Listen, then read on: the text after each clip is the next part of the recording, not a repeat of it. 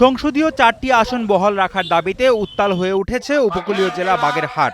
সর্বদলীয় রাজনৈতিক জোটের মাধ্যমে অবরোধ ও বিক্ষোভ চলমান রয়েছে। পূর্ব নির্ধারিত কর্মসূচি অনুযায়ী রবিবার সকাল 8টা থেকে অবরোধ শুরু হয়। জেলার অন্তত 20টি স্থানে সড়ক অবরোধ করা হয়।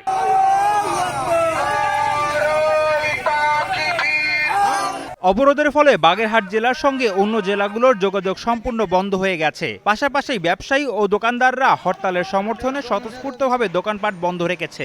এতে চরম ভোগান্তির মধ্যে পড়েছে যাত্রীবাহী বাসের যাত্রী সহ সাধারণ মানুষজন। আমি যাব খুলনা, কিন্তু ওই যে বাস স্ট্যান্ড এসে বাস পাই নাই, তারপর অনেক কষ্ট করে এই যে অটোতে করে আসছি, এখন আবার ওই পাশে যাই আবার অটোতে যেতে হবে।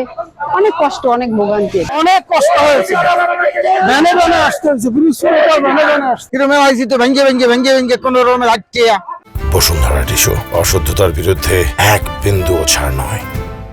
এদিকে দাবি আদায় না হওয়া পর্যন্ত আন্দোলন চলবে বলে জানিয়েছেন সর্বদলীয় সম্মিলিত কমিটির নেতারা। আজকে বাগেরহাটবাসীর সর্বদলীয় একটি আন্দোলন, আজকে অবরোধের যে ডাক বাগেরহাটবাসী দিয়েছে, তার কারণ বাগেরহাটের 4টি আসন ভেঙে 3টি আসন করে দিয়েছে। যেখানে বাগেরহাটবাসী এ গ্রেডে ছিল, তাদেরকে বি গ্রেড করে দিয়েছে।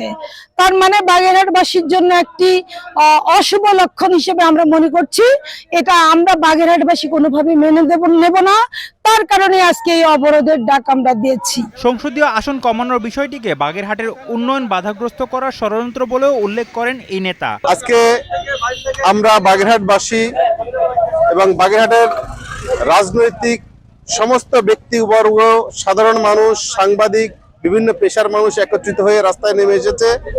বাগেরহাটে অবরোধ এবং হরতাল পালন করছে। 1970 সালের পর থেকেই এখানে 4টি আসন নিয়ে আমরা আমাদের কার্যক্রম পরিচালিত করছি। 4টি আসনকে কমিয়ে 3টি করা মানে বাগেরহাটের উন্নয়ন বাধাগ্রস্ত করা, বাগেরহাটের নেতৃত্বকে কমিয়ে দেওয়া। এজন্য আমরা চাই বাগেরহাটের উন্নয়ন মানেই হচ্ছে বাংলাদেশের উন্নয়ন। উল্লেখ্য, গত 30 জুলাই নির্বাচন কমিশনের বিশেষ কারিগরি কমিটি বাগেরহাট জেলার 4টি আসন কমিয়ে 3টি আসন করার প্রস্তাব দেয়। এরপর থেকে জেলার সব রাজনৈতিক দল ঐক্যবদ্ধ হয়ে এই প্রস্তাব বাতিল ও 4টি আসন বহাল রাখার দাবিতে আন্দোলন শুরু করে। আসন কমানো বা বহাল রাখার বিষয়ে 25 আগস্ট নির্বাচন কমিশনের শুনানি অনুষ্ঠিত হওয়ার কথা রয়েছে। বাগেরহাট থেকে মামুন আহমেদের পাঠানো তথ্যচিত্রের ডেস্ক রিপোর্ট, কালের কণ্ঠ।